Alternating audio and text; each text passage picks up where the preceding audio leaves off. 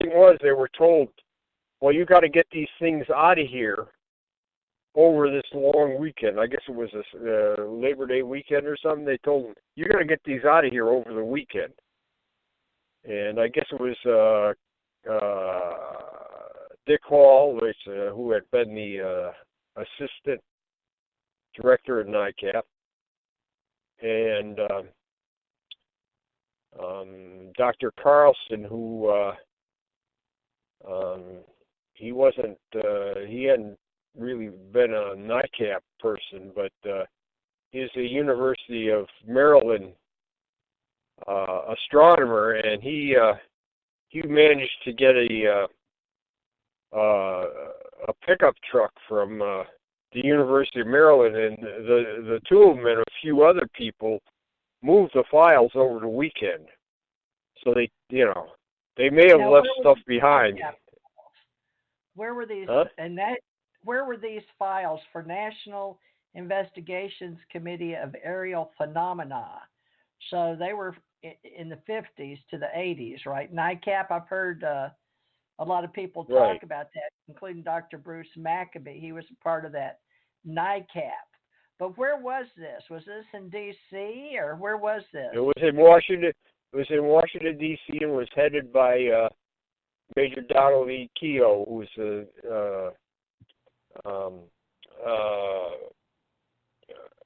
UFO writer. I mean, he wrote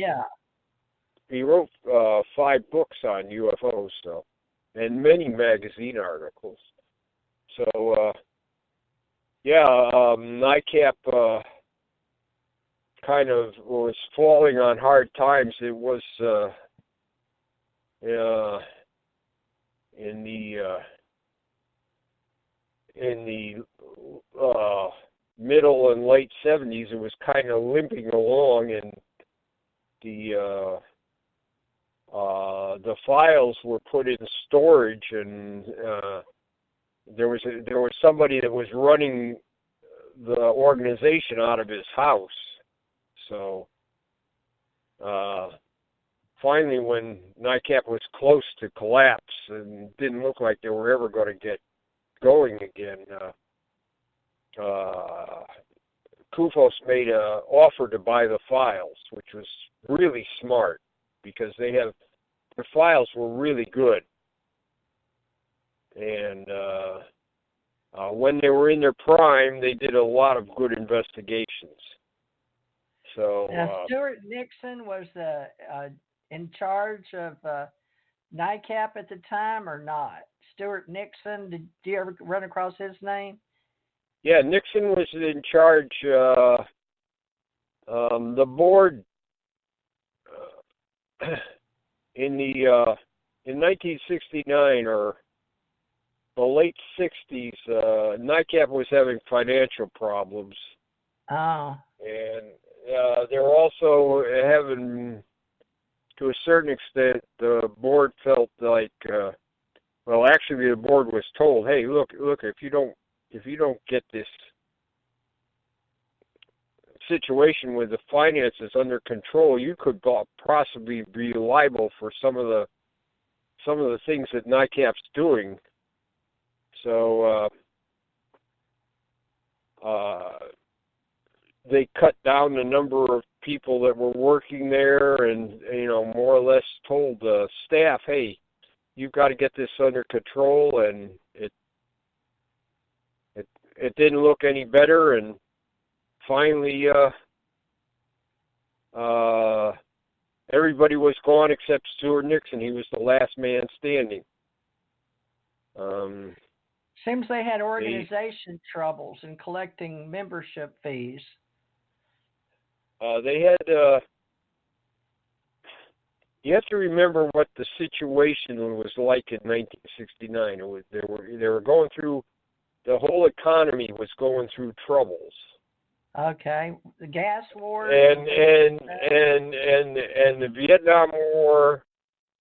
There were a lot of people that there was the support for the Vietnam War was going down quite a bit. It had been after Tet and everything, and people were not worried about UFOs, and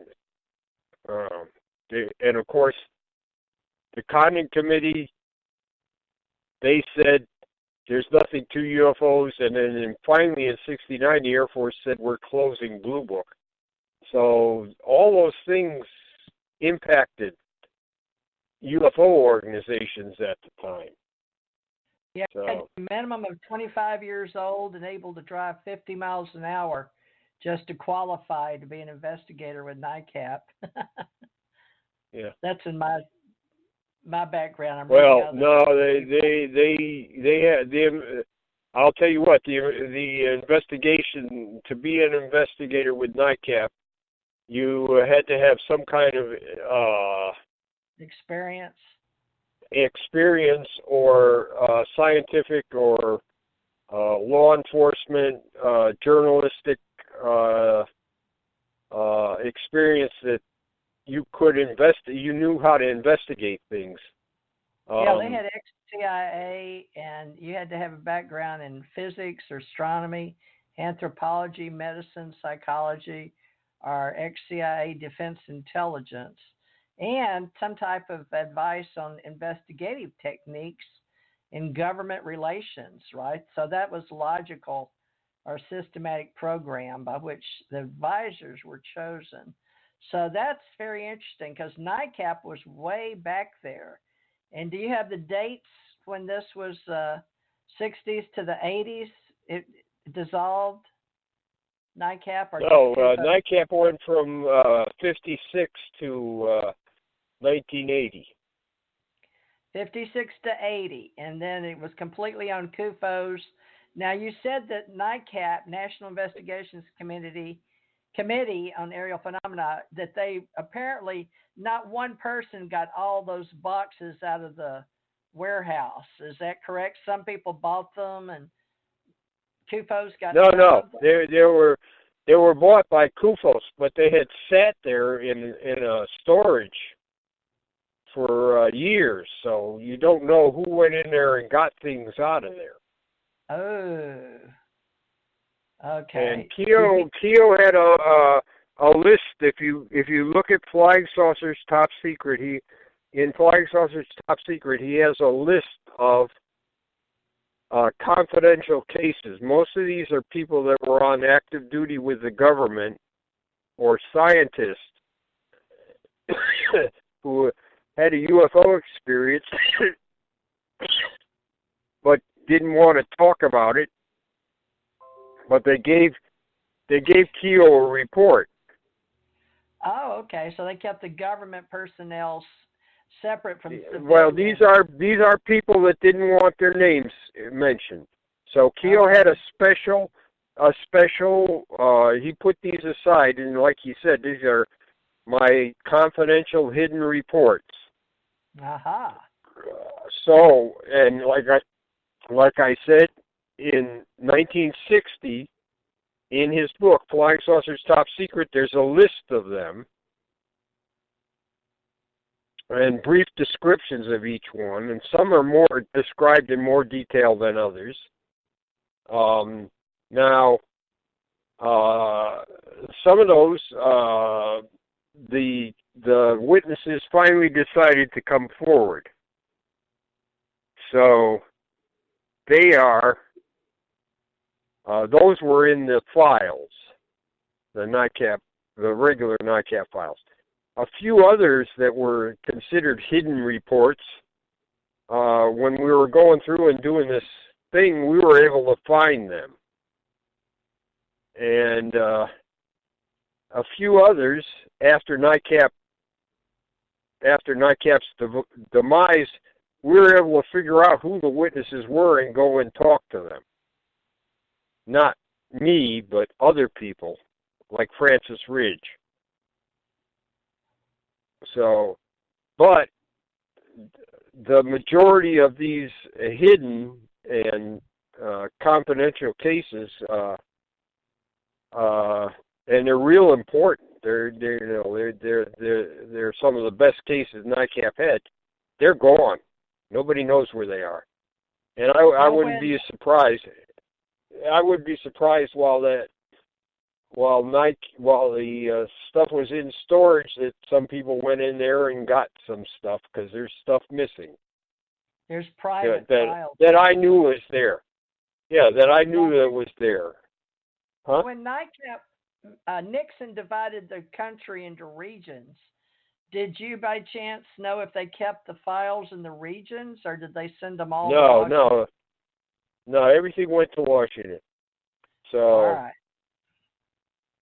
Now, they had a under Keogh, they had what they called investigative subcommittees, and they were specialized in that they had people that knew how to do investigations, and they had a head. So maybe there was a subcommittee in Albany, and one in New York City, and one in Pittsburgh, and one in Harrisburg, Orlando, Florida, things like that. They had, at one time they had about 40 subcommittees, and about 30 of them were active at any one time. And they weren't just in the United States, they were in Canada, like Hawaii, Guam, Chile, Europe. So they were all over the place. Now those were Major Donald Kehoe, right? Major Donald Kehoe. Right. He was in the Marine Corps. Yeah, he had a balloon accident at Guam. I think it was in the 30s, and he had disability retirement because he was a aircraft and balloon pilot, and he had a ballooning accident in Guam, and he became disabled and retired then. He was recalled during the Second World War and worked on training and administrative manuals.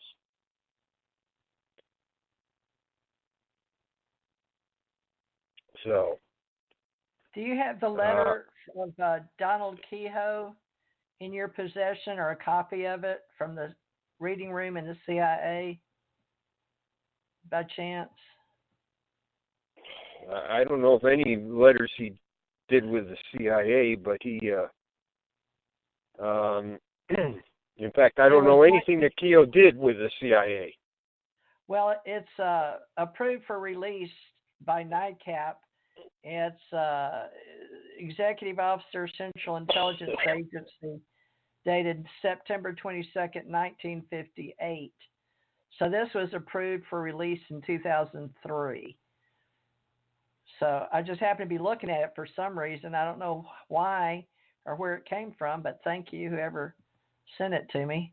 It's a copy of a National Investigations Committee of Aerial Phenomenon, Major Donald E. Kehoe, Director, 1536 Connecticut Avenue, Washington, 60C North, and it's to the Executive Officer, Central Intelligence Agency.